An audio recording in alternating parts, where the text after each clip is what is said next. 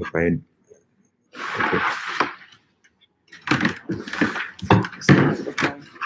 Mashallah, this is good. Okay, so now what's the URL? This is the URL. This one here? I think you can do share. Did I do share?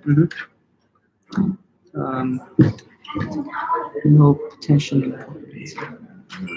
Not now. Okay, not now. Yeah, it's okay. You have freedom of speech. I don't think there's share. Then I think you need just to copy the link and just do that.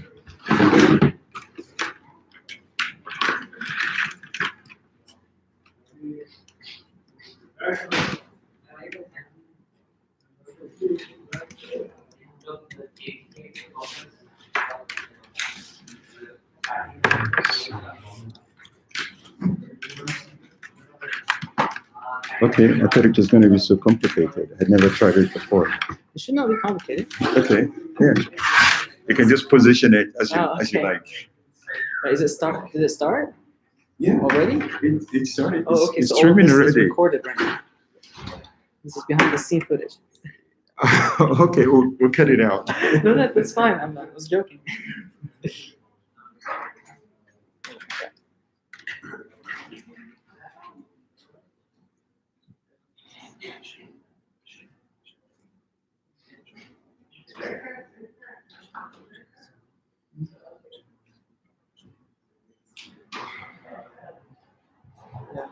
Okay, I'll show it. Okay, be careful.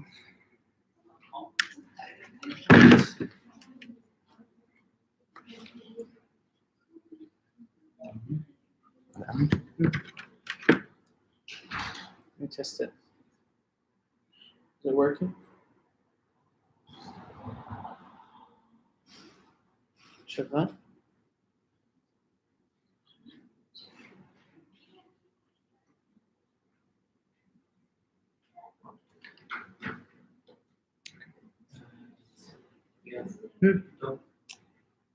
بسم الله واحد اثنين. Is it working? Okay, good. Is it loud? It's okay. Okay, just it's two microphones. Okay, that's good. Okay. Can everybody hear me in the masjid? Okay.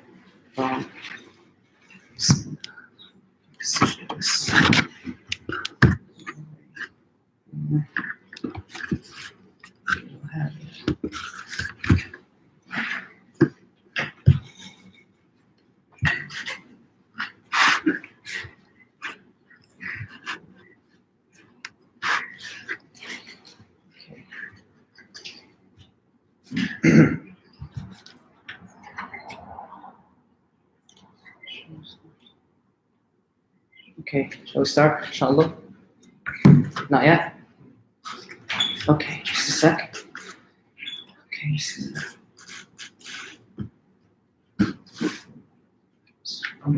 ready? Okay. بسم الله الرحمن الرحيم. بسم الله الرحمن الرحيم وأفضل الصلاة وأتم التسليم على سيدنا محمد سيد الأنبياء والمرسلين وعلى آله وصحبه أجمعين. اللهم علمنا ما ينفعنا وانفعنا بما علمتنا وزدنا علما وتقا وهدى يا أرحم الراحمين. فإن أصدق الحديث كتاب الله وإن خير الهدي هدي نبينا محمد صلى الله عليه وسلم وإن شر الأمور محدثاتها وإن كل محدثة بدعة وكل بدعة ضلالة وكل ضلالة في النار. أما بعد. So I forgot to mention before the beginning of the lecture, inshallah, sit as much as you are comfortable, inshallah. For the women, inshallah, for the sisters, if they can see the slides, they can open the door, or if they would like to come out, that's fine, as long as they're comfortable. If they would like to stay in the musalla, that's also fine, as long as they're comfortable, inshallah. Right? But just for them so they can see the slides. All right. Bismillah ar-Rahman ar-Rahim. So, last time we talked about the story of Shu'aib, right?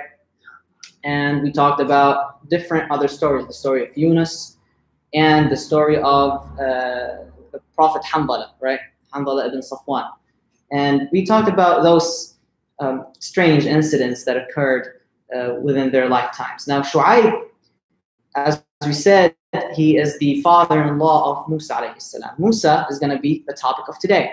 But also today is the third part of the sub-series of the history of the Israelites. Now, this part and the following part is going to be a very critical point in the history of the Israelites. It's going to be very important. It's going to give them the identity and definition. But first, before we start talking about Musa alayhi salam, let's start talking about the era in which Musa was living in.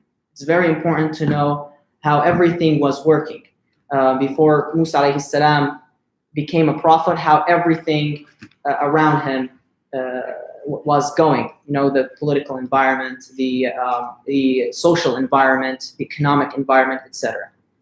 So during that time, which I presume was around 1000 and 1500 BC, I think, it was during the era of the new kingdom of Egypt, or the empire of Egypt, as historians like to say.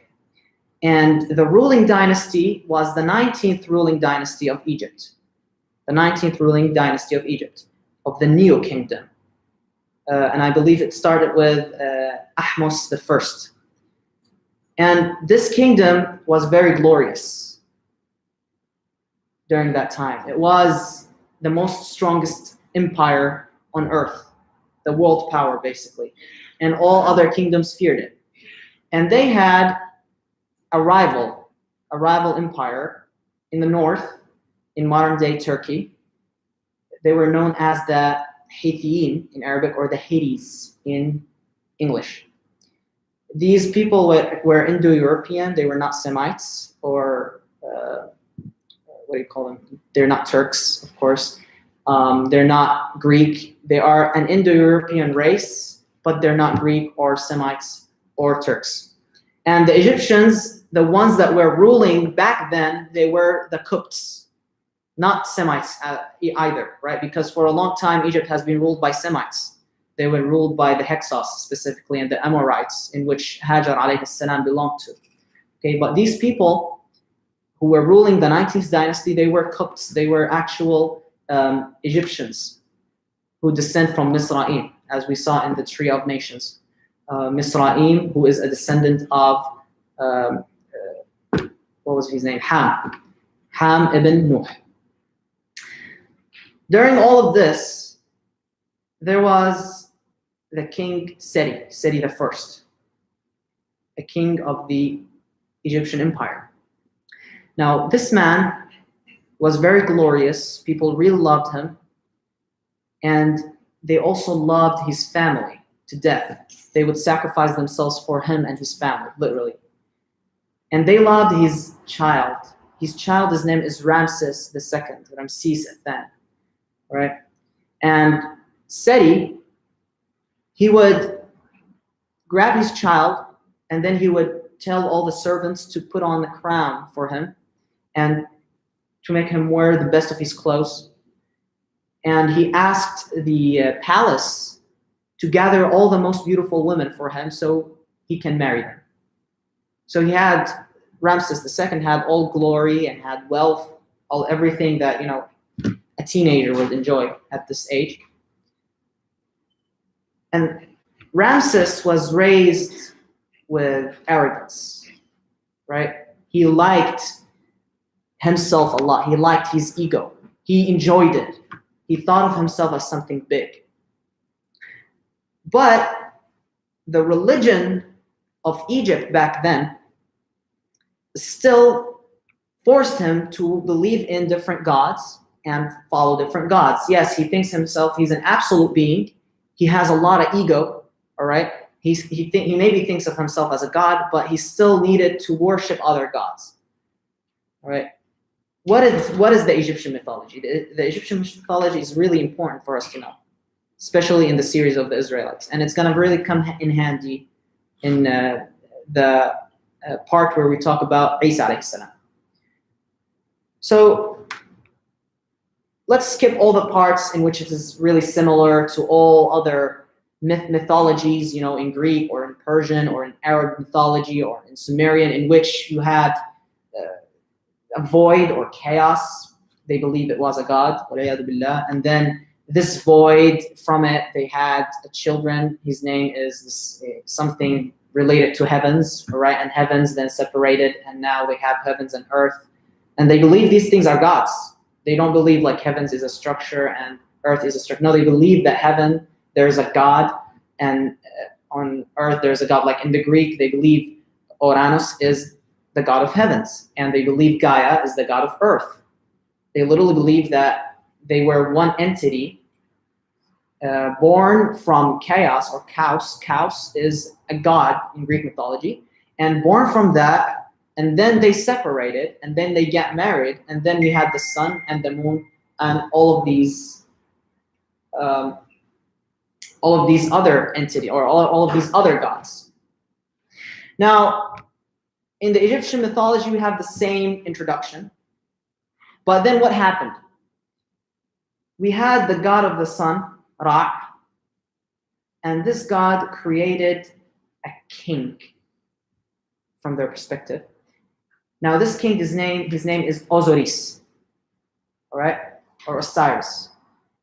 And this man, he was married to a lady. Her name is Iziz. So Osiris and Isis. And Osiris had a brother. His name is Set. Okay, so Osiris was the ruler of Egypt. He was the king of Egypt, of both Egypt. So sometimes we notice in the crowns of the Egyptians, in the pharaohs, we notice their crown is composed of two parts, right? These two parts resemble that they rule over the united Egypt, both Upper Egypt and Lower Egypt, in which it is if you look at the map, just like a real quick. So if you can see the cursor, okay. So this part, they would call Upper Egypt, which is north of the Nile, which is near the Delta. And this part, which is more towards Africa, more towards the inland, and away from the Delta, away from the Mediterranean Ocean, or the Mediterranean Sea, this land they would call Lower Egypt, okay? And they united it in history, and thus they have a crown that resembles both of these. So Osiris, or Osiris, he ruled over both of these lands of Egypt. But Set, he was very jealous of his brother, right? He wanted to also rule all of Egypt, and he wanted the same glory and the same, things that his brother is getting, right? People love him, people chant for him, and all of this. So he wanted the same thing. So Set wanted to kill Osiris. This is all in the Egyptian mythology. So finally, Set, he makes a plan. He kills Osiris. And then when he kills Osiris, what happens? He doesn't want him to come back. So he cuts him into different pieces. He cuts his head, he cuts his arms, he cuts his legs, all of this. And then he puts each piece of his body into a tomb. And he buries all of these tombs all around Egypt. He buries a part underneath the Nile River, a part underneath the sand in the deserts of Egypt, a part in the Red Sea, etc. All right. So Isis now is really sad that her husband died, so she wants him to come back. So now she starts the search for her husband's parts. Now, Set is now the new king of Egypt. And Set is a tyrant. People don't like him. He's ruling with an iron fist. So now it's up to Isis to return her husband. So now they can have, prosperity again. So finally she returns her husband. And then, still he's dead. She gets pregnant and she has Horus, a child, even though her husband is dead. So you can see how these mythologies does not work, right? It's illogical. But either way, she gets pregnant from the corpse of her dead husband, and she gets Horus. Do we know this eye that they always show us, that the eye of Egypt? This eye is the eye of Horus, all right? Because they really, really love this god, and they thought that this eye meant protection to Egypt. The eye of Horus that overlooks Egypt and protects Egypt and protects the people of Egypt, right? This man, he became the savior of humankind from his virgin mother, Isis, and his father, now the god of the dead, Osiris. And they worshipped the three of them as one entity. And now Horus fights with Set, and he wounds Set in his right eye, making him A'war, right? He now has only one eye, he can't see with the other one. This story is very similar to a very familiar story that we know. And inshallah, we're going to encounter in the future. This Egyptian mythology, put it in your mind, it's really going to come in handy, inshallah, in the future. Right? Because this story is something that the future Israelites, the ones who would not follow Musa no more, they would use this story for something. But all of this, they believed in it. The Egyptians, all of these mythologies, they believed in it. They believed Horus is God, Isis is God, Osiris is God, Ra is God, etc. And then gods started apparently to, I think, have divisions, right? So we have different gods now. We have Amun, Amun, Atkon, different type of gods. All right. So either ways, Ramses, he's not content with this. All right. He doesn't think this is right. And just a couple of years ago, we talked about how Yusuf alayhi salam came to the land of Egypt. All right. And then all of Egypt became Muslims. They believed in one God. And we said that the pharaoh who was ruling back then, most likely he is Akhenaton, because Akhenaton, he was in history the pharaoh who united all of the gods into just one God. He believed in only one God. All right. Now we're going to talk about how today, inshallah, how the scripts may not be accurate. But either ways, this was the environment that surrounded Musa alayhi salam before his birth. Ramses, or Ramses, he's a very important figure in all of this, especially for today. Now this man at the age of 14, some say 16, his father, Seti, he died. Okay? Which means now he's going to be the king, boy king, right? At a young age. He's going to rule all of Egypt, all right? For 70 days, he's going to be busy with burying his father. You know, Egyptians, they have their own, ancient Egyptians had their own methods with burying, you know, mummifying, all of that. So during this period of time, people in the palace, they wanted to, you know, use this boy king, right? He's just 14. He's not going to do nothing, right? So now they can become the real rulers of Egypt and use him just as a figure, you know, to rule Egypt behind his back. Now, Ramses was smart from a young age. And at the age of 14, he was able to slaughter all of his opponents in the palace. He even killed people from his own family in order to have all of Egypt for himself. So he ruled Egypt with an iron fist at the age of 14. At the age of 14, he was able to do this. And he did not let anybody rule over him or use him as a puppy for that person to rule Egypt. And not just this. The 19th dynasty's dream was to eliminate the Hittites. They wanted to get rid of the Hittites, the Hittiyin. And they wanted to take over Syria and Palestine, Jordan, Lebanon, the Levant, Asham, Bilad Asham, and they wanted to take over Turkey and rule all of this land, all right? And they wanted to unite all of these kingdoms into one kingdom. This boy's story is really similar to a story of another king who came before him, isn't it? When we talked about An-Namrud, they have the same background, the same story, a person who's ignorant, he's from a very strong ruling dynasty. Ramses, he grew up All of his men feared him. Everybody feared him. He was a true tyrant. So then he wanted to get rid of those Hethis, right? The Hethis. So he made a very glorious battle. Till this day in history, it's one of the greatest battles. You'll see why. This battle is known as Ma'arakat Khadish, the Battle of Khadish. Qadish is a town today near, I think, the province of Hama in Syria, modern-day Syria. It's close to the river Asi, Nahr al-Asi. And there in Aleppo, just north of that, stationed the king of the Hethis. All right. So this king, he was trying to play with the nerves of Ramses, the pharaoh, and he was always trying to tease him, right? Like, you're weak, you're not gonna be able to destroy me. I have a strong army. So Ramses is like, okay, I'm done with this. I'm gonna show you my true strength. I'm gonna show you who is the 14 years old king who was able to control all of Egypt and eliminate all of his opponents.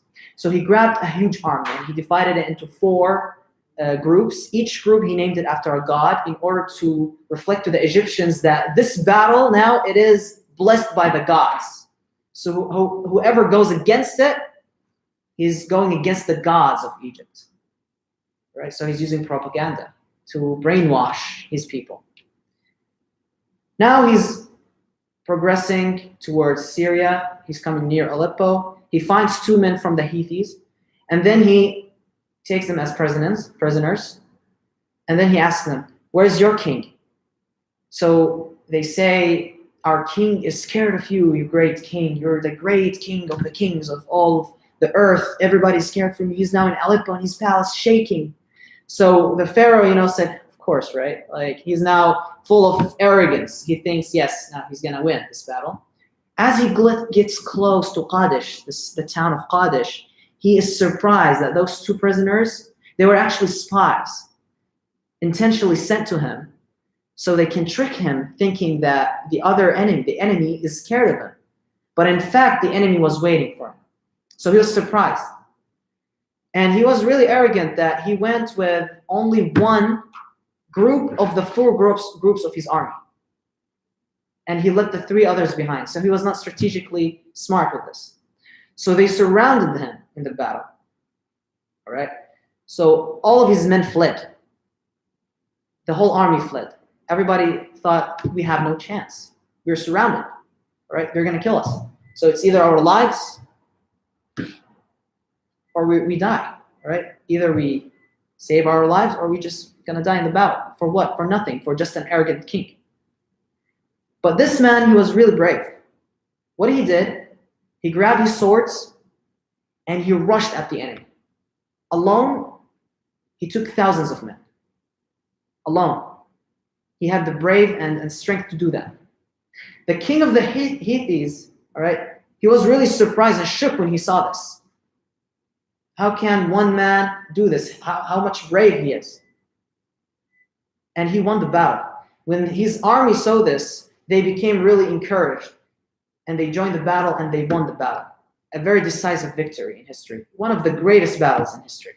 All right, most glorious ones. And he won against the Hethis. And he destroyed their empire. And Syria and Turkey was next to the empire of Egypt. Ramses II is known in the history of Egypt or ancient Egypt as the greatest pharaoh of all time. Now all of this glory, this victory in this battle, it was all given to him by Allah subhanahu wa ta'ala. We can see the same pattern with Namrud. Namrud was given the same glory and he ruled all over the known world back then. Now Ramses, the same thing is going on with him. He's becoming the king of all the known world. Allah subhanahu wa ta'ala is giving him a lot of strength, right? Because all of this is going to be used as an evidence against him by Allah subhanahu wa ta'ala. When Allah subhanahu wa ta'ala gives you something, that does not mean, you should just discard Allah subhanahu wa ta'ala and all of his teachings. No, you got to think about why is he giving you all of this. This is an evidence that you're able to worship him and able to follow his path and the path he set to you. Because Ramses, he owns a lot of things. He's the most strongest man in the world, right? The strongest man in the world. So he has no excuses not to follow the path of Allah subhanahu wa ta'ala. So that was the story of the Pharaoh of Egypt and the environment of Egypt. What about the Israelites? What has come of them? All right. So we talked about how Yusuf alayhi salam, he became the first vizier of Egypt. Basically, like today saying he's the prime minister of Egypt, right? So he's just the second man after the Pharaoh. And because of this, he was able to get all of the Israelites, all of his 12 brothers, into Egypt, and his father and his family. His 12 brothers lived in Egypt, and him, and they had children, and they had descendants. So they became tribes, the 12 tribes of Israel. Why are they called that? Because Yaqub alayhi salam, his other name was Israel. We talked about it in the previous lecture. So they lived in Egypt, and then the 19th dynasty took over after the 18th dynasty. And the Israelites were great allies of the 18th dynasty. So they gave them a land east of the Delta Nile. And this land is known as Jasan, right? And they lived there, and who remained from the 18th dynasty, they lived there with them. But the 19th dynasty, Ramses, he really disliked these guys. He thought of them as traitors, right? Because they fought against the dynasty of his family. So he enslaved the Israelites. He put them into slavery. And he used them to construct his new capital of Egypt, known as Per-Ramses. Per-Ramses. The capital was Thebes, Taiba. I believe it is today Luxor. And then it was moved northwards into the city of Memphis. In Arabic, I think it's known as Menaf. And then he constructed his capital, Per-Ramses. And he did not treat him right. He murdered their children. He raped their women. He stole their money. He did not treat them right. They were oppressed. So what's the next thing to happen is that the Israelites, they have been passed since Ibrahim, that a descendant of Ibrahim, he's going to come in Egypt. He's going to be born in Egypt, and there's going to be a tyrant king, and he is the one to take down this tyrant. Now, the ruling dynasty of Egypt and the ruling elite of Egypt, the princes and all the people who are close to the king of Egypt, all of them knew about this, all right? And they started thinking about this. Some of them thought, well, it's Yusuf, right? He's an Israelite. He came to Egypt. He did all of this. That's it. But I mean, the criteria was this Israelite, he's going to be born in Egypt. Yusuf was not born in Egypt. He was born in Palestine. So one night, Ramses was sleeping, and he witnessed a dream in which flame came over from Al-Quds and took down and tore down his throne, burnt down his throne, killing him. He woke up very scared, and he grabbed all of the people who were, of knowledge of how to interpret dreams, and they told him, there is a boy from the Israelites. He's going to be born in the next 10 years, and this man is going to be the reason you're going to be dethroned. He's going to kill you. He's not going to kill you. He's going to be the reason you're going to be killed. Right? So now the Pharaoh, he is very anxious, right? He's very annoyed, right? So he orders each year all of the children of the Israelites to be killed. Any child who's going to be born, kill him for the next 10 years. They kept doing that for the next 10 years, but then the Copts, the people of Egypt, they approached the Pharaoh, Ramses, and they said, well, if we keep doing that, the elders are going to die. They're not going to have new males. We're going to only live with the female. We can't enslave the female, all right? So there is nobody to enslave. Thus, we're going to be the slaves, right? We're going to do the work we're letting them do. So the Pharaoh said, okay, well, instead of doing, killing all of the children each year, we're going to leave a year in which we don't kill the children, and the next year we kill a child. We kill the children of Banu Israel. So Harun alayhi salam, the elder brother of Musa, was born in a year in which children were spared. They were not killed. Musa was born in a year in which the children were killed. So the mother of Musa, she was really scared for her child. The mother of Musa, her name is Yukabid. His father is named Imran. All right? Inshallah, we're going to look at the tree after we're done. And they had Harun and Maryam, the sister of Musa. The sister of Musa, which her name is Maryam, is not Maryam, the sister of Isa. Sorry, the mother of Isa. I'm sorry. So the Maryam, the mother of Isa, she's not the sister of Musa. They're not the same person, right? It's just similar names. And especially that there is, I believe there was a huge amount of years between them, around 1,000 years. So it's not even logical. I mean, yes, we had people who lived for 1,000 years, but that was during the time of Adam. By the time of Ibrahim, the humans started to live between 100 and 200 years at a max, right? And even till this day, people who are living until 100 years of age, they're getting rare, right? So it's illogical at that time for somebody to live for 1,000 years. So anyways, they're not the same person. So Musa alayhi salam was born that year to his mother, Yukabid, the daughter of Lawi. And Musa, his name is Musa ibn Imran, ibn Qahith, ibn Azir, ibn Lawi, ibn Yaqub, ibn Ishaq, ibn Ibrahim. All right? So he is from the tribe of Levi, Lawi, one of the 12 tribes of the Israelites. He's from the tribe of Lawi. Okay? So what happened with Musa when he was born? His mother was really terrified that the soldiers would know him and kill him. But Allah subhanahu wa ta'ala wanted to protect Musa. So when she got pregnant with him, you know, when a woman gets pregnant, there are signs. Their signs were not obvious. Only herself, she was only the person who was able to know she was pregnant. But people, when they would look at her, they would not know she was pregnant. So that's the first step into protecting Musa alayhi salam. Okay? Now the second step.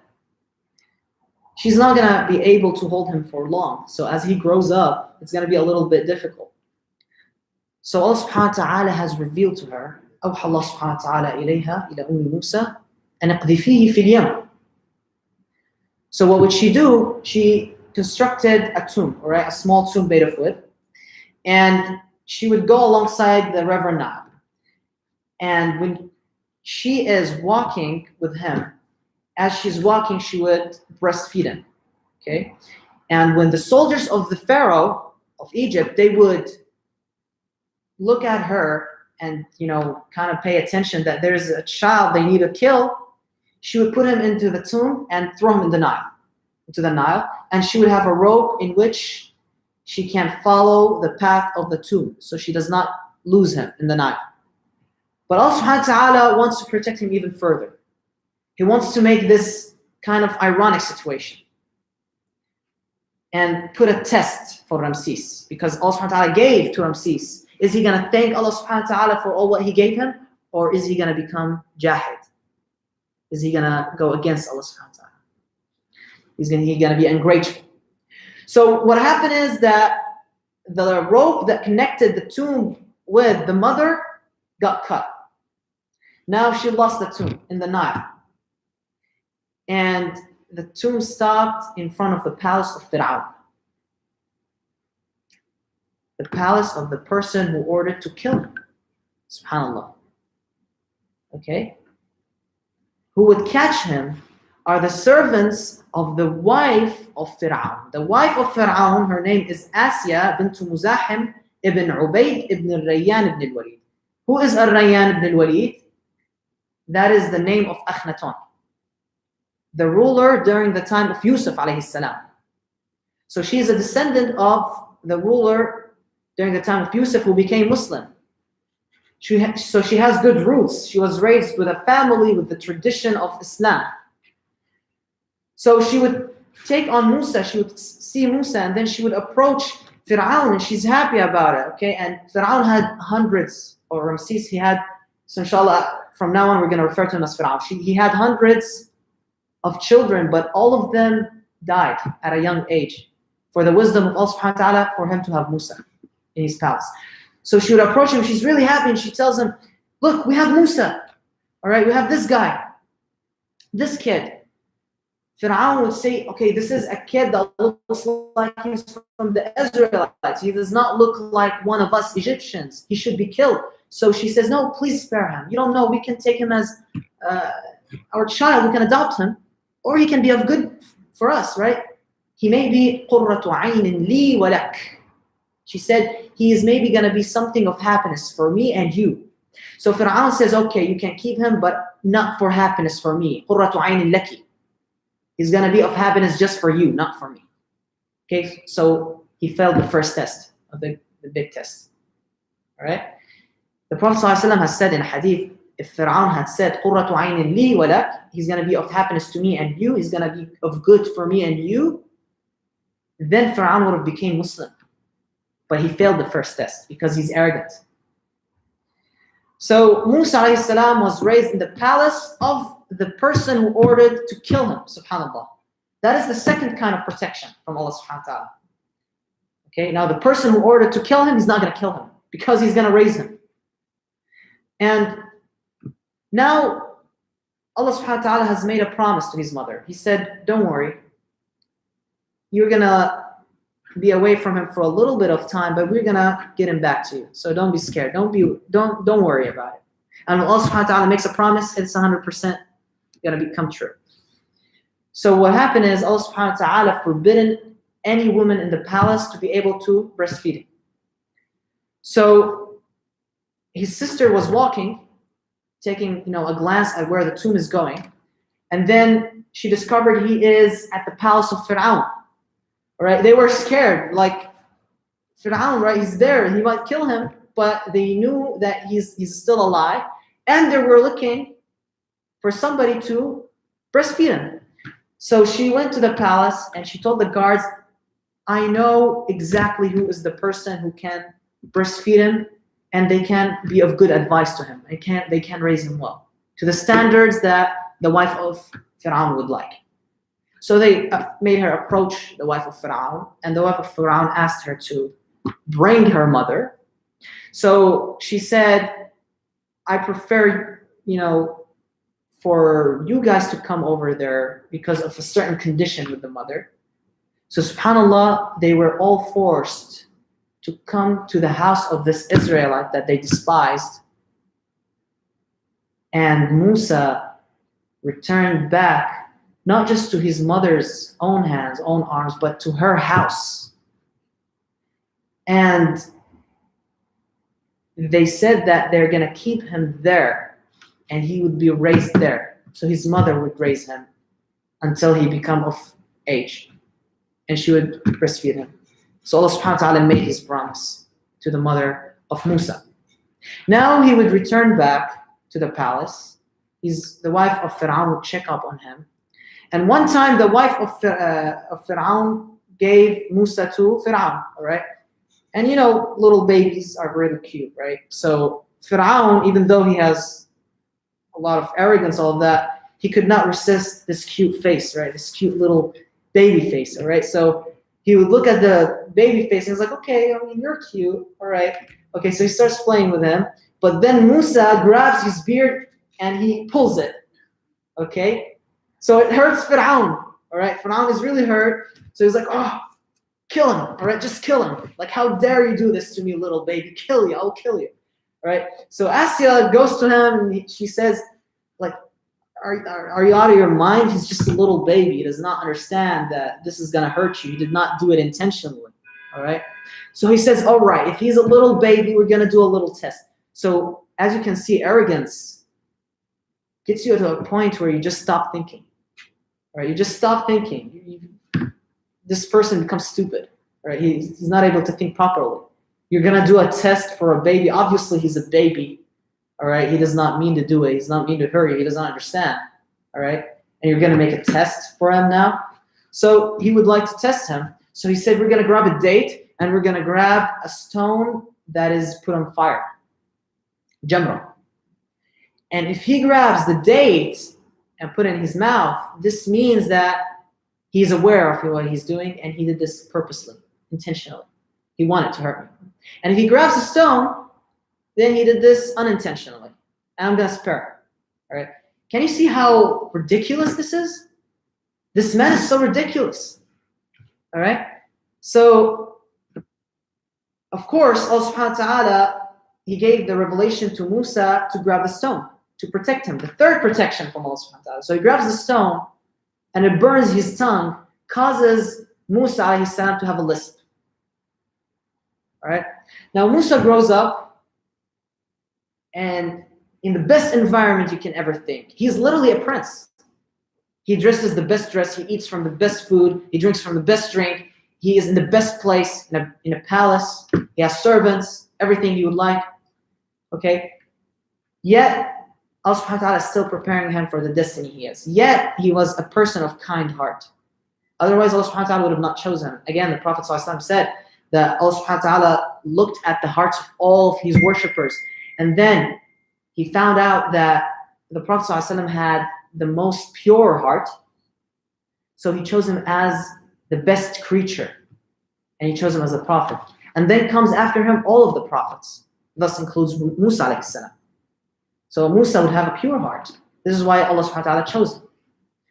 Now Musa alayhi salam, because he likes justice, he grew up. And then he was walking in the streets of Egypt, right? I was going to say the streets of Cairo, but Cairo did not exist back then. He was walking in the streets of Memphis, let's say, the capital of Egypt back then. And he saw an Israelite, Adam Shi'atih, as Allah subhanahu wa ta'ala says in the Quran. This man belongs to his own people, all right? He's an Israelite and a Coptic, Qibti, an Egyptian. And they were fighting, so the Israelite called Musa and he said, come and do justice. And of course, justice or the right was with the Israelite. The Egyptian was the person who was wrong. Otherwise, Musa would have not stood with the Israelites. So Musa wanted to just slightly, punch the man in his stomach, just like to, tell him you did something wrong, you should not do that. But Musa alayhi salam, he was a strong man. He had a strong body, he had muscles, all right? And all the prophets, by the way, all of them are of strength. I don't know why we always get the picture that, they're weak and all that. Yes, because they get tortured. But we have, I think, a saying, I'm not 100% of its accuracy of how it is structured, but in which it says in Arabic that if you're a man of strength and you forgive, that is the best situation. That's the best case. Because you're able to hurt the person, yet you forgive. For instance, the Prophet ﷺ, yes, he has been tortured for years, but the Prophet ﷺ, he's never killed a man in his life. Only one man during a war. During a war, it was a battle, and then the Prophet ﷺ, he threw an arrow, and the arrow hit the man, and everybody was very shocked with what happened. The man was shaking hysterically. He was shaking. His body was shaking. And they asked him, what's wrong? What? It's just, an arrow. We've never seen somebody hit by an arrow shaking like that. And they said, you don't understand the pain. The arrow hit me as if it was 1,000 men hitting me with an arrow. The strength of the Prophet ﷺ hitting one arrow, it was like 1,000 men hitting this arrow. The force of 1,000 men. Sallallahu ala Sayyidina Muhammad sallallahu alaihi wasallam. So Musa alayhi salam was the same. He was of strength. He was a strong man. So just a slight punch killed the Egyptian. Just made him fall down and he died. He did not intentionally kill him. So Musa was scared, all right? And he fled the scene. He was staring to the right and to the left, right? Looking for people if they were following him. So the next day, he would approach the city and he would see the same Israelite. And the same Israelite is like, hey, come over. I'm having a fight with the Coptic. All right, save me from this man. So Musa this time tells him, you're a man of trouble. Come on, I saved you yesterday, and you want me to save you today? You're a man of trouble. All right. The ayah says, إِنَّكَ ذُو لَغْوٍ. All right. You talk a lot, so you fall in trouble. And he approached to reach justice. Now, scholars have been debating the meaning of the ayah. Is it the Israelite who said, or is it the Coptic who said? But either ways, nobody knew that Musa killed that Copt until this incident, because what happened is the Israelite, he told him, so are you approaching this man to kill him the same way you killed the Copt yesterday? So the Copt was like, oh, so you're the one who killed the man from yesterday. All right, so he goes to the Pharaoh, to Ramses, and he tells him, hey, Musa is the one who killed the man yesterday. He snitched on him. So now the soldiers are after Musa. So now, the next thing that Musa alayhi salam is suffering from, he needs to flee Egypt. So he flees Egypt. This is the first time in his whole entire life to have this incident. He's been living in a palace for his past life, best food and the best thing. Now he has to flee Egypt because they want to kill him. They want to hang him. So he flees Egypt and goes all the way back to the city of, from last lecture, remember? Midian, right? Near the city of Ma'an. So he goes there, and during the way he was only eating, like bukuliyat, like cashews and almonds, stuff like these, all right? And the leaves of the trees. This is what he was eating. And because he was walking barefoot, he walked all the distance from Egypt to Midian. Could you imagine that? They did not have cars back then, all right? Or they did not have GPS either. He walked all this barefoot in the desert, at night sometimes, in the cold, all right? So his foot, it became, the skin was torn off from his foot, from the bottom of his foot, because he was walking for long distances. And he became very thin. I mean, yeah, you could imagine it's for you, it's probably been 3 days, but back then, a distance like this would have not been 3 days. It would have been probably weeks, months, years. You don't know. I think the distance from Ramses to Midian, I think it would take probably a month or something, a month or a half.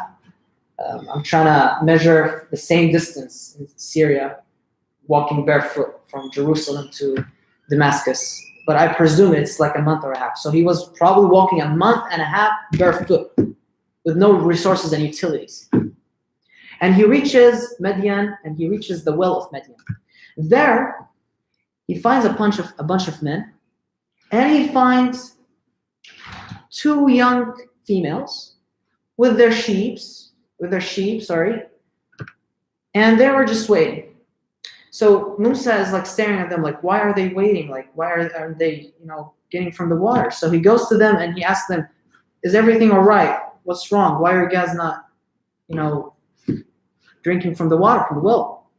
So they say, you can see we are 2 young females, and you can see there are a lot of males there. We can't, approach that. They were of good manners and morals, so they did not, want to, go to the men and be like, okay, like they're gonna act tough and all of that. No, they had what you call it in Arabic istihya, right? Haya. They had shyness, a little bit of shyness, right, and security.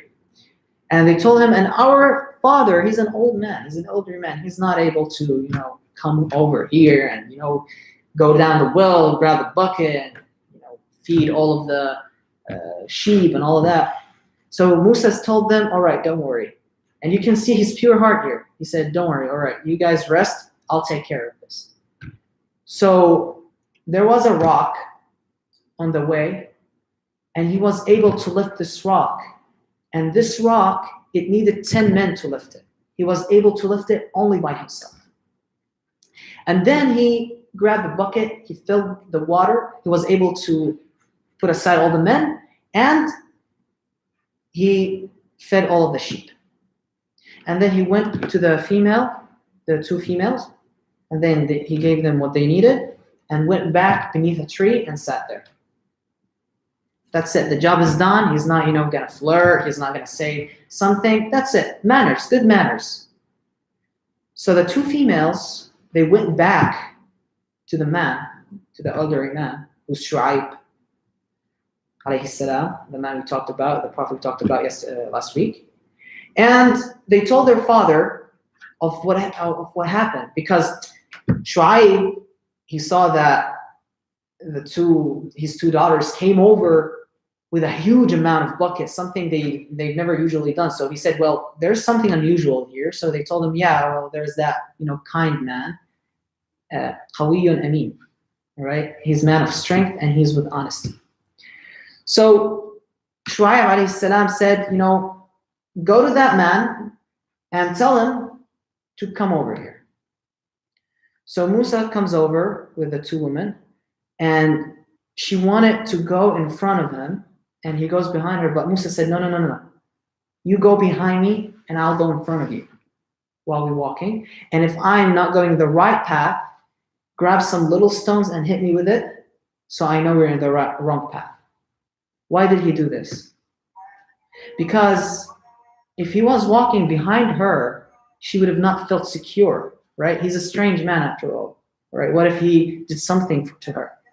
But now walking in front of her, he's telling her, I'm not going to do anything, right? I'm walking the path, you're behind me, it's kind of hard. She can't get away easily if he's even thinking about doing anything. So he gave her security, good manners. Again, he's a prophet, right? Musa alayhi salam, with a pure heart. This is why he was chosen. So he reaches Shu'aib. Shu'aib asks him, what's up? What's going on? And he tells him his whole story and how he fled. So Shu'aib, he says, لا بأس لقد فلحت من القوم الظالمين. لقد نفدت من القوم الظالمين بالمعنى العامي. You are able to escape from those who are unjust. And now you're not in their state. You're not in their empire. So you're safe here.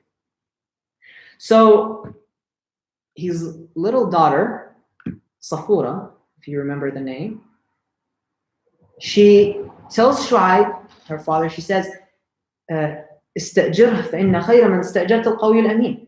Right? Make him your servant, make him work for you. All right? And the best man you would make him work for you is a man of strength and honesty. So Shu'aib asks her, how did you know he's of strength and honesty? She said, well, he lifted a rock that only 10 men were able to do so. And when we walked, he never talked a single word with me. And he made me walk behind him. He's a man of manners and honesty. So Shu'aib was impressed with this. So he takes him on and he tells Musa, if you want, you can work 8 years for me. I'll give you food. I'll give you drink. I'll give you a place to stay. And when you're done with this, you can marry my daughter. You can choose either of my daughters and marry them.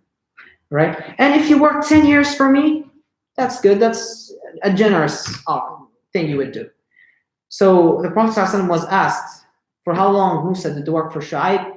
And he said, أَتَمَّهُنْ وَأَكْمَلَهُنْ. Right? The best of them, which means he worked 10 years. Right? Because he's a man of manners, again. Right? So he worked 10 years and he married Safura, the woman who told the father to hire him, to work for him. So do you see like the ironies of the story of Musa alayhi salam? Like the man who would slaughter Musa, he was going to be the man who would raise him, and then the woman who would ask her father to hire him, she's going to be his future wife. So after that is done, Shu'aib really was impressed with him. He wanted to reward him. So he said, any of the sheep that are going to be born, any of the sheep that are going to be born this year, you can't take them. They're now your own. So now he became rich. He has wealth now. He's a shepherd, right? And he has a business. So he now wants to leave Midian. He wants to settle into another spot.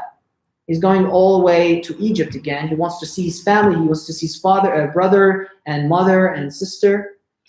So on the way, it was a long way, and they got lost in the way.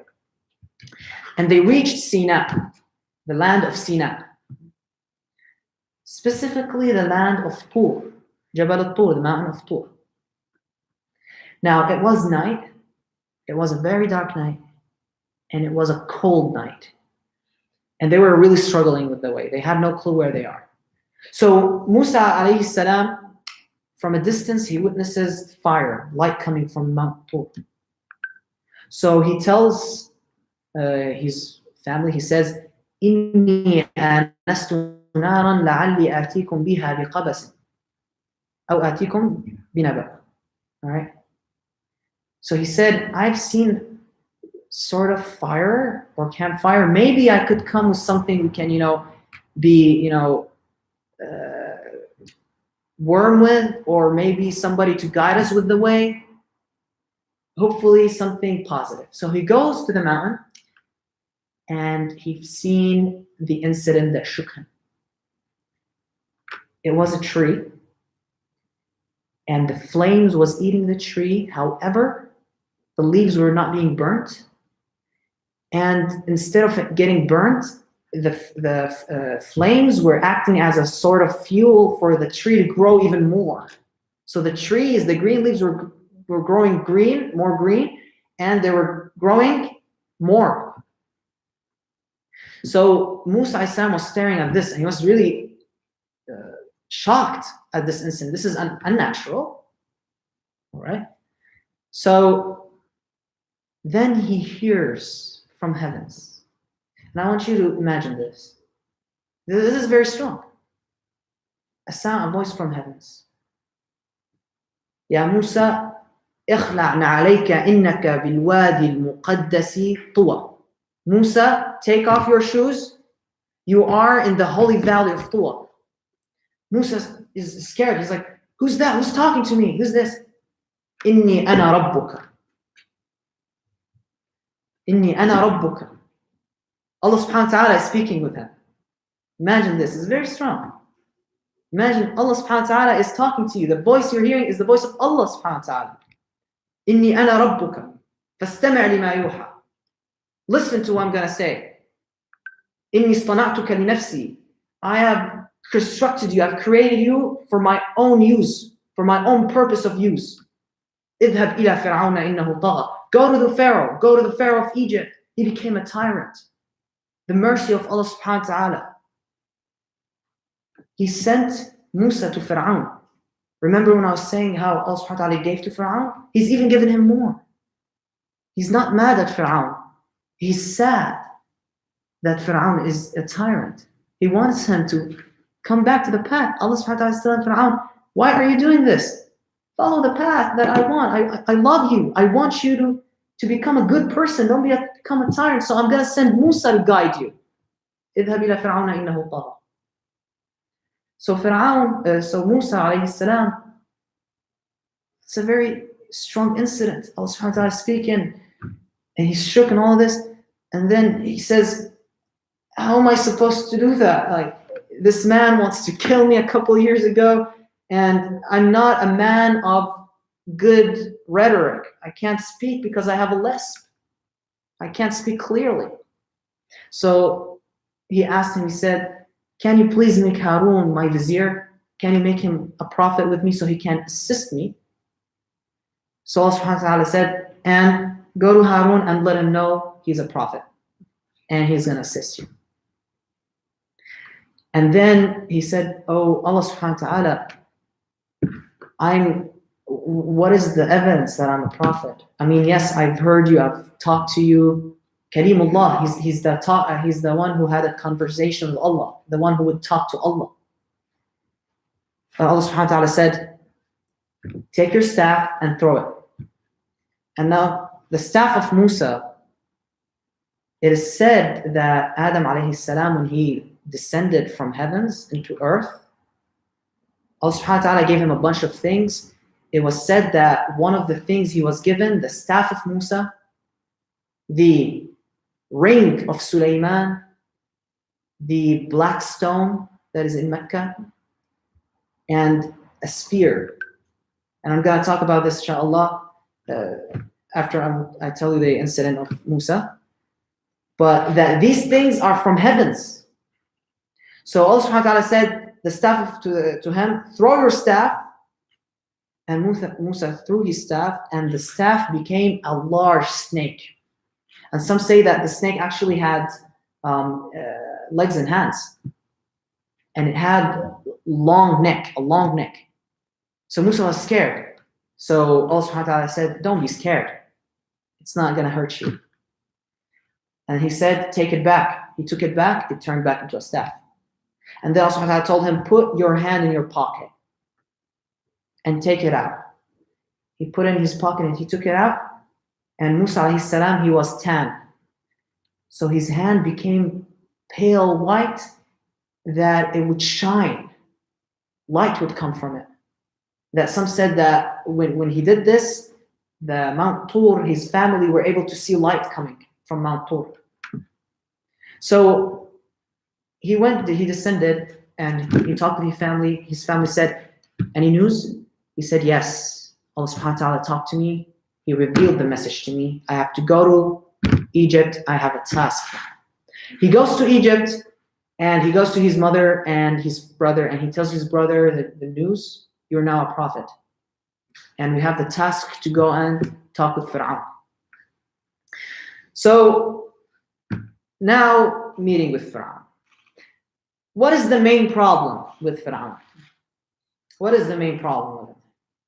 Dictatorship. This man is a tyrant. He's a dictatorship. He is scared that he's going to lose his power, his authority. He's not concerned about anything else. He just wants to protect his power. He wants to become the king. He remain in power. Remember when he saw the dream? The dream was that he's going to be dethroned. He couldn't care, for anything regarding religion. Back then, religions sometimes worked as parties, all right? So I'm going to make this a little bit familiar for you, all right? Today we have a country ruled by a tyrant, a dictatorship country. The dictators, what do? They control state media, and they start to build a cult of personality in which he is the hero, he's the savior of this nation, all right? So now he's sort of like a god. Some nations don't explicitly say that, but nations like North Korea, for instance, they literally believe that the leader of North Korea, he's a god. They believe that he's a god. They worship him. And whoever does not worship him, it's a big problem there. And they terrorize people. They put them in jail if you don't follow this ideology. There's only one ideology in this dictatorship country. In Pharaoh's Egypt, in the Ramses Egypt, only one ideology. The ideology is, I am the god, Ramses. He thinks he's the god. You have to follow this. And any other opinion should be suppressed, should be killed. Because this is dangerous for the throne, right? This makes danger for my throne. So now imagine this. Musa, a part of the Israelites, which is an oppressed part of the kingdom of Egypt, coming into the Egyptian kingdom, again, who was actually spared by him, with a new ideology, with a religion that says to worship a God that is greater than the ruler of this land. And he is the creator of this ruler. So you could imagine how people would actually revolt against this ruler, right? And now he's not of a great importance no more. He's not the center of the universe no more. So Musa knocks the doors of the palace of Fir'aun. The guards see him and they said, what do you want? So Musa says, go and tell your king that the messenger of Allah is here. So they start laughing out like, messenger of Allah? What are you talking about? Right? But then they kept doing this for 2 years until Fir'aun started to get annoyed with him. Like, what do you want? All right. So he let him in. He said, just let him in. Let's see what this man has to say. All right. So he started to talk to him. What's up? You left the country. We raised you well. All right. We gave you everything. Yet you killed a Coptic Egyptian, one of us. You were a traitor. All right. Do you see this pattern? It's kind of familiar in our modern day, right? You're a traitor. You're against me. Oh, you're a traitor. All right. I'm going to follow you. All right. Even though he was part of the family. All right. So what do you want? So Musa says, listen to me. I'm not here for a throne. I don't care about the throne. I don't care about politics. I don't care to become a king. All what I want is to deliver this message that I'm obligated to. Okay? You're misguiding people by saying that you're the God. All right? Allah subhanahu wa ta'ala does not even want you to be dethroned. Okay? You can remain the king, but just don't misguide the people. You're not the God. There's only one God. His name is Allah subhanahu wa ta'ala, and you worship this God. The God who created you, who created your ancestors. The God who created the day of judgment. There's a day of judgment that is going to come. You're going to be asked about everything you're doing, right? And one last request. You've been oppressing the people of Israel for a long time, the Israelites. This is injustice. Injustice is not good, all right? If you do justice, that is the good thing. Send the people of the Israelites with me. I'm going to make sure they're not going to do any revolution against you. Just free them. Stop oppressing them. Stop killing their people. Stop raping their women. Stop oppressing them. Stop using them as slaves. So Fir'aun laughed at him, and his vizier Haman laughed at him. So Fir'aun, he's mocking Musa. He's like, he tells the elite, he's telling them, do you hear what this man is saying? So he tells him mocking, he's like, who's man rabbuka ya Musa? Who's your Lord? Who's that God you're talking about? Who's this man? So Musa says he's not a man, he's a creator. He starts using logic with him. But because he's arrogant, his brain stopped working. His brain stopped functioning. So he says, there's only me, one God. And the elite starts telling Fir'aun, من هذا الذي يريد أن يخرجنا من أرضنا من هذا الذي يريد أن يخرجنا من أرضنا بسحر. So Fir'aun says he's a magician. This man is a magician. All right? He's doing magic. He's trying to brainwash you with magic. And then he goes and tells Haman, his vizier, he tells him, يا هامان ابني لي صرحا لعلي أطلع إلى الأسباب. Right? Go and build a great building for me that reaches the sky, reaches the heavens. I may look and see, where is that God of Musa? Where is this man? Where is that God of Musa? All right? So this is why Allah subhanahu wa ta'ala describes him as Fir'aun dhil awtad, because he built great structures, very long structures. So Musa says, let's make a date between me and you. One day, all right? And I'll prove for you that I'm not a magician and I'm not lying. I'll prove it for you. I have evidence. So Fir'aun says, do you have evidence? Okay, present it to me. So he said, موعدكم يوم الزينة. The day of your festival, we're going to all gather all the elites, gather all of the people of Egypt, all right? And I'm not scared. Do it in the morning. Don't do it at night. No, I want everybody to witness this. So Fir'aun thinks he's going to win. So he grabs, some people said it's 70,000 of the best magicians of Egypt. 70,000. Some people said 40,000. All right? All of them would gather on that day. And then they would all mock him. And then the magicians would say, if we won, to Fir'aun, they would say, if we won, would we have a high level, a high rank for you? And he said, yes, and you will be from the one who are close to me. وَإِنَّكُمْ مِنَ الْمُقَرَّبِينَ.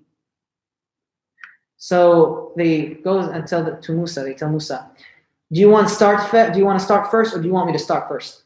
Do you want us to start first? So Musa says, no, you go and start first. So at this point, they throw their staffs, and they had ropes. So they did a trick in which they would mix a zitbaq, which is a chemical element, with the staff and the ropes and shake it in a manner that would look like they were snakes. So when this happened, people were scared and they were like, oh my God, look what happened. And then they said, see, this is magic. This is exactly what he did, right? And Musa got a little bit scared. So Allah subhanahu wa ta'ala reveals to him and tells him, don't be scared. It's all right. Okay, just throw your staff and everything's going to be all right. So he throws his staff. And at this point, everybody was terrified, even the magicians.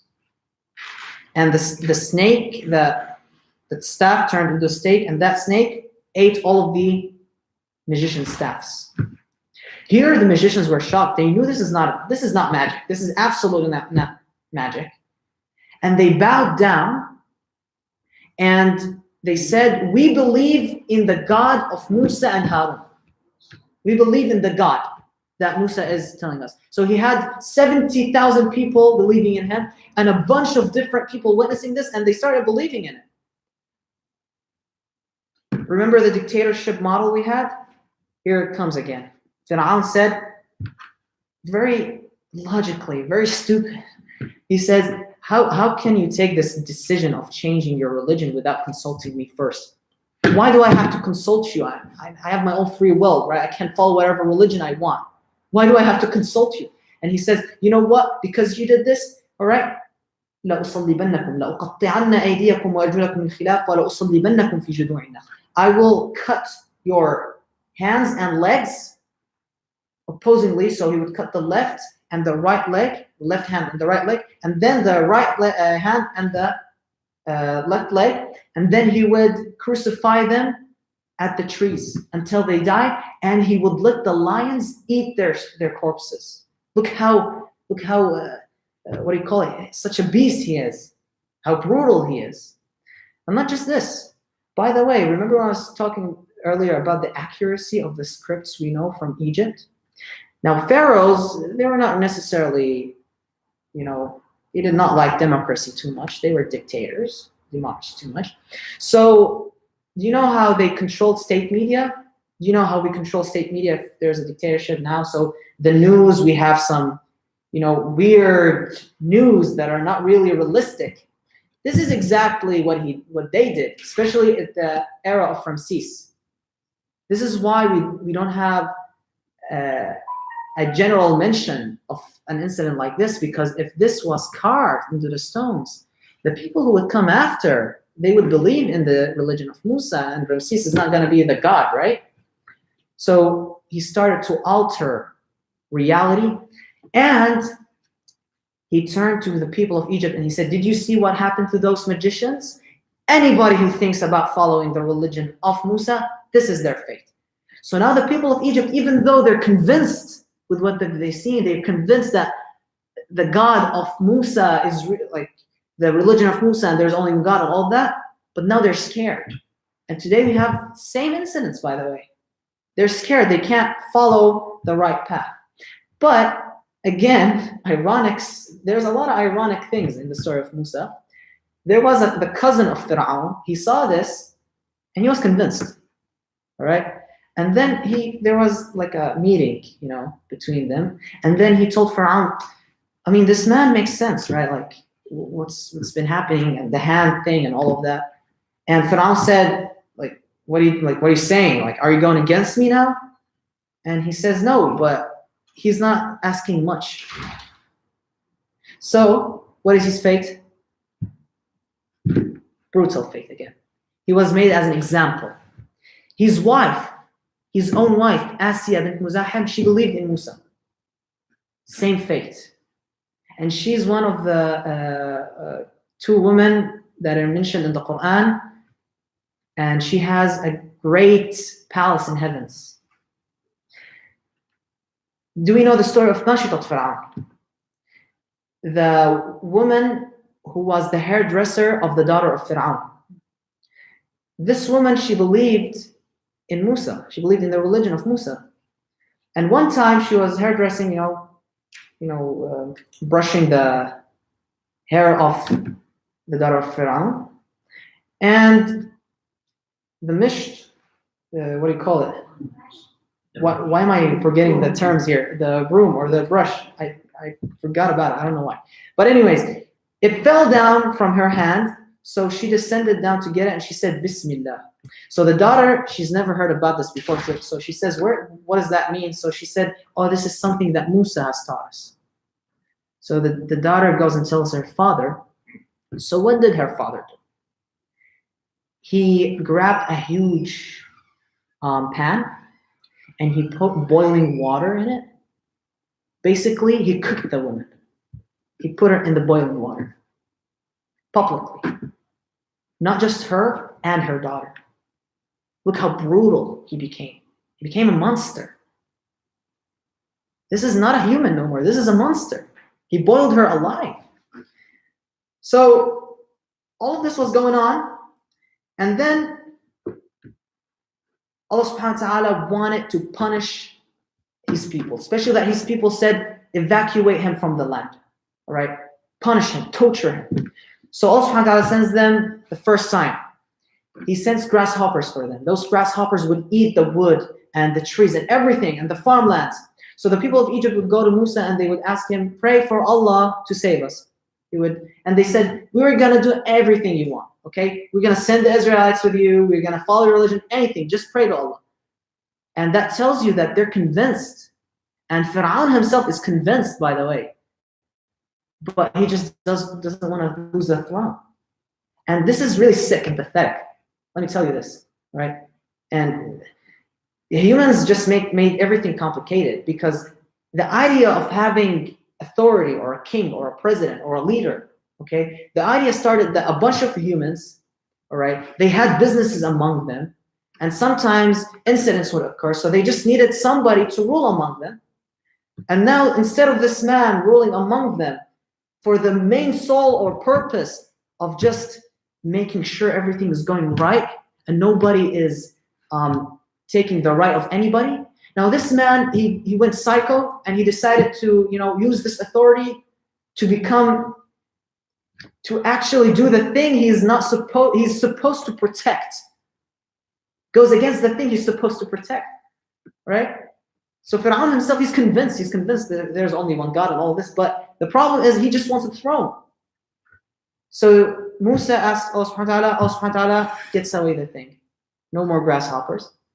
They don't fulfill the promise. So Allah subhanahu wa ta'ala sends the qaml, which is like an insect that eats their hair, and basically like, I think bugs, something like that, bugs, all right? So again, they ask the same thing. They ask, they say, they promise, same thing. Again, he sends on them frogs, in which every time they want to eat, a frog would pop up, so they're not able to eat no more. Same thing. Allah subhanahu wa ta'ala would send on them floods. Same thing. Heavy rains, and the Nile would flood and all that. Same thing. Eventually, Allah subhanahu wa ta'ala would make their water blood. Every time they want to drink water, it turns into blood, so they can't drink no more water. Same thing. This time, Allah subhanahu wa ta'ala ordered Musa and the Israelites, take a corner in Egypt, build unique houses in order for you to distinguish yourselves among the Egyptians, that you're the Israelites and the people who believed in Musa and Allah subhanahu wa ta'ala. And the next thing you have, leave Egypt. The Exodus, as they refer to it. So now they are going to leave Egypt, and remember, the Israelites were slaves. So now they're slaves fleeing away from their masters. Pharaoh, Ramses, was not happy about this. Who's going to build the cities now, right? Who's going to build the structures, right? Just one note, by the way, the Israelites did not build the pyramids. The pyramids were built way before. It's the Egyptians who were built, because some people tend to claim today that the Israelites are the ones who built the pyramids. Thus, they have rights for it, but this is a false statement. The pyramids were not built by the Israelites. But anyhow, Ramses was not happy.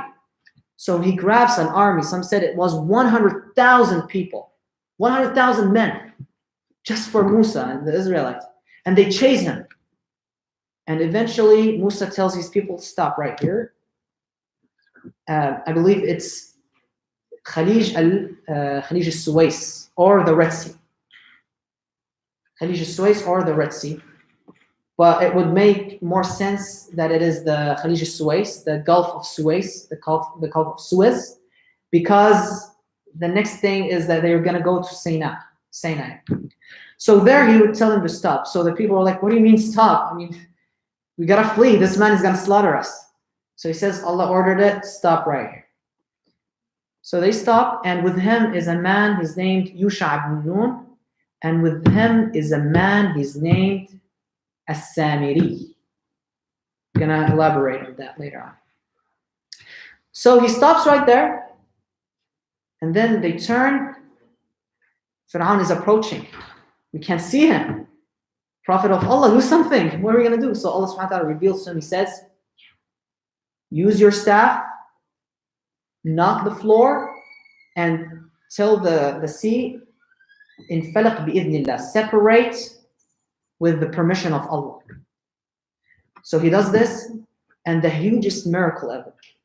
the sea would spread, not 2 parts, by the way, 12 parts. 12 parts. To make 12 pathways for the 12 tribes of Israel. And they would walk into this. And they would go into the other side of the Gulf. And then Pharaoh would approach and his army. And Pharaoh here, he 100% knows there's something wrong with this. No, that's a trap. This is no way a magic. This is, of course, from Allah subhanahu wa ta'ala. So now he's hesitating, right? But now he's thinking, wait, if I hesitated, if I turn back, they're going to say, well, look, he's scared from the God of Musa. He's not a God. Oh my God, this is going to ruin my ideology. This is going to ruin me. People are going to revolt against me now. So he's now under this hard decision. So Allah subhanahu wa ta'ala wants him to go in. That's it. This is the last opportunity. Allah subhanahu wa ta'ala gave him many opportunities. That's it. No more opportunities. So Allah subhanahu wa ta'ala tells Jibreel, go and start doing things for the horse of Fir'aun, to attract the horse. So he starts attracting the horse of Fir'aun. Again, animals would see things we were not able to see. They would see jinn and the angels. So the horse was able to see Jibreel, and he was scared. So the horse rushed towards the sea, in which Fir'aun did not want to go through. So he was forced to rush in. He did not want to go. And his army, when they saw that, they were forced to go. They wanted to follow their leader. And then Fir'aun wanted to claim, you know what? Do you see how much of a strength I have? I'm the God, so the sea feared me, and the sea knew I was chasing those guys, and I want to bring them back into Egypt because they're our slaves. So the sea said, okay, your majesty, you're my Lord and God, I'm going to separate for you. And because they're half of them are a bunch of idiots just trying to get some position in the state, and a bunch of them were just terrified. They believed in this. And so the next thing is the sea, it was separated now. It crushed on Fir'aun and his people. And the Israelites on the other shore, they witnessed how Fir'aun, that great king, was drowning. Could you imagine this? Let's bring any tyrant today, any great tyrant that we know, okay? And we see how strong he is. And people would think he has armies, he has planes, he has tanks, and he's killing people. Nobody's standing in his face. And imagine this person dying in front of you, and there's nobody there to save him, no more. This is what they saw. This is the strength of Allah. And now, here, Fir'aun realizes, that's it. I have no more throne. I lost everything. I don't want to lose the afterlife. So he says, آمنت بربي موسى وهارون. I believe in the God of Musa and Harun. And Allah subhanahu wa ta'ala said in the Quran, الآن وقد عصيت. Now, and that you've sinned. Now, and I've been giving you all of these opportunities. And Jibreel alayhi salam is telling the Prophet sallallahu alayhi wasallam, he was telling him the story. He tells him, you should have seen me, what I was doing. And note on this incident. You should have seen me what I was doing. I was getting sand from beneath the sea and I was putting it in the mouth of Fir'aun because I was terrified that if he says this, actually Allah has mercy on him and forgives him, because he knows that Allah has mercy on him. So even though he was drowning and it was already done, Allah subhanahu wa ta'ala still had mercy for him. But Jibreel was trying to prevent it because he really hated him, because he said, Ana rabbukum al-a'la, because Fir'aun claimed himself to be the greatest God. So even at this point, Allah subhanahu wa ta'ala had some mercy. Look at the mercy of Allah subhanahu wa ta'ala. Really, this is so beautiful. It really makes us want to makes people want to cry, really, the mercy of Allah subhanahu wa ta'ala. Even at this point, he still wants to forgive him. So inshallah, we reached our time limit. I'm going to stop here, inshallah. Maybe next time we're going to talk more about the fancy staff and the black stone and the sphere and the ring of Sulaiman that descended of heaven. But next time, inshallah, next lecture, really, really look forward to it. Really, because today I mentioned the name of As-Samiri. correct? And many people say this man is probably a Dajjal, the Antichrist. So we're going to know if he is the Dajjal or not. I have a story that maybe, Wallahu A'lam, it is told to be the background story of a Dajjal. Inshallah, I'm going to present it for you next lecture. But really look up for that, inshallah. جزاكم الله خير. اللهم اهدنا فيمن هديت وعافنا فيمن عافيت وتولنا فيمن توليت وبارك لنا فيما أعطيت وقنا واصرف عنا شر ما قضيت إنك تقضي بالحق وإنه لا يقضى عليك وإنه لا يذل من واليت ولا يعز من عاديت تباركت ربنا وتعاليت اللهم اقسم لنا من خشيتك ما تحول به بيننا وبين معصيتك ومن طاعتك ما تبلغنا به جنتك ومن اليقين ما تهون به علينا مصائب الدنيا ومتعنا اللهم بأسماعنا وأبصارنا وقوتنا أبدا ما أحييتنا واجعله الوارث منا واجعل ثأرنا على من ظلمنا ولا تسلط علينا من لا يرحمنا يا أرحم الراحمين يا أكرم الأكرمين صلى الله وسلم وبارك على سيدنا محمد وعلى آله وصحبه أجمعين. For anybody who would like to look, this is the corpse of Fir'aun. Fir'aun Musa. That's his mummy. All right? So imagine this person was standing in front of the Prophet of Allah subhanahu wa ta'ala. And they also did a reconstruction face for him. So this is how he looked like. That's an approximate. And that is his mummy. And Allah subhanahu wa ta'ala said, he is ibra. He is an example for all the nations to come of what would happen to tyrants. Right? So really think about this when you see this, inshallah. And the last thing I would like to say, inshallah, please make dua for our people in Palestine at this time and for all the people all around the world. We have heard the news, what's going on. Really bad news for Palestine, inshallah. It's really a shame what's going on there. It's really a shame what's been happening. So please make dua for our brothers and sisters in Palestine. And always remember, Palestine, inshallah, is in our hearts. And our soul is Jerusalem, inshallah. Assalamu alaikum.